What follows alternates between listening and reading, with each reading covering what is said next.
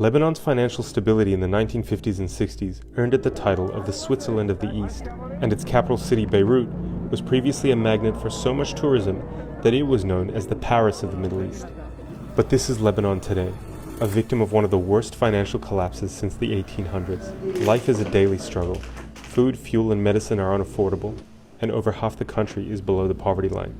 اللي وجع لي قلبي اكثر شيء الناس الكبار اللي اكبر من عمر ضيق قاعدين عم بيوقفوا بالطرمبة بنزين، هذا اللي معه ضغط وهذا اللي معه سكري وهذا اللي بعد شوي حيقشط ما بعرف شو صاير معه وما حدا عم بيأمن لهم، قيمك من الدواء وقيمك من البنزين والخبار كثير عم بصير، ما حدا عم بيطلع فينا بعين الرأفة، لا بالعكس مرور الكرام.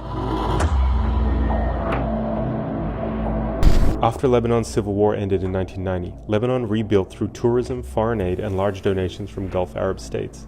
Another major source of income for the country was in the form of remittances from the millions of Lebanese in the diaspora who sent money back home from across the world. But political instability across the Middle East and the Arab world in the past decade has had a major effect in decreasing these remittances, and consistent financial mismanagement by the ruling elite dragged the country deeper and deeper into debt. Sunni Gulf states also began to hold back on their funding as Iran appeared to exert greater influence across Lebanon via Hezbollah.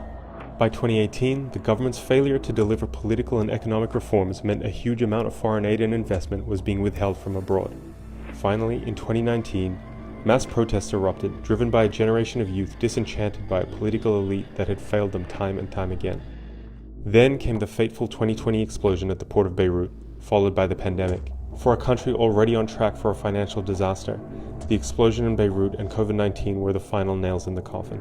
Lebanon's economic collapse has been ranked amongst the world's worst since the 1800s by the World Bank.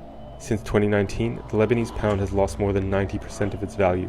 أنا كنت صغير فجأة وقيت على الدنيا ولقيت كل شيء فقر وغلا ودولار، يعني إذا بدك تروح على مدينة المالية ما فيك، إذا بدك تروح على البحر ما فيك. بتدلك بالشغل من الصباح للعشية، بتخلص الشغل وبتروح بتنام. Lebanon's minimum wage has not changed, but hyperinflation as a result of the Lebanese pound crashing has pushed food prices up by 400%. معي باكل ما باكل، ومفتحي بالرودي إذا بتلاقي فيه وقية جبنة أو وقية لبنة أو وقية لحمة أو فروج دجاج أو فخذ دجاج أو فيه. Drugs and medicines subsidized by the government are running out.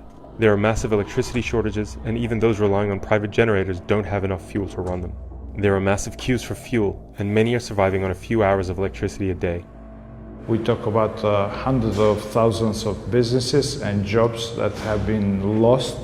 We talk mainly about small and medium businesses run by private entrepreneurs, and we talk about a lot of middle class that has been affected quite badly from the situation. A recent report from the World Bank estimates that the Lebanese economy will shrink by a massive 10% this year, with the country's GDP dropping exponentially. The report also states that a catastrophic economic collapse such as this usually happens as a result of war, and the crisis has wider-ranging effects. The crisis affects everyone in Lebanon, not just the Lebanese. As you know, Lebanon hosts the highest number of refugees per capita of residents in the world, with over 1 million Syrian refugees and more than 270,000 Palestinian refugees. Shortly after the anniversary of the Port of Beirut blast, US President Joe Biden announced a pledge of $100 million in aid for Lebanon. Today I'm announcing nearly $100 million in new humanitarian assistance. That's on top of the $560 million in humanitarian aid that the United States has provided to Lebanon over the last 2 years. And I urge my fellow leaders in capitals around the world to also step up their support for the Lebanese people.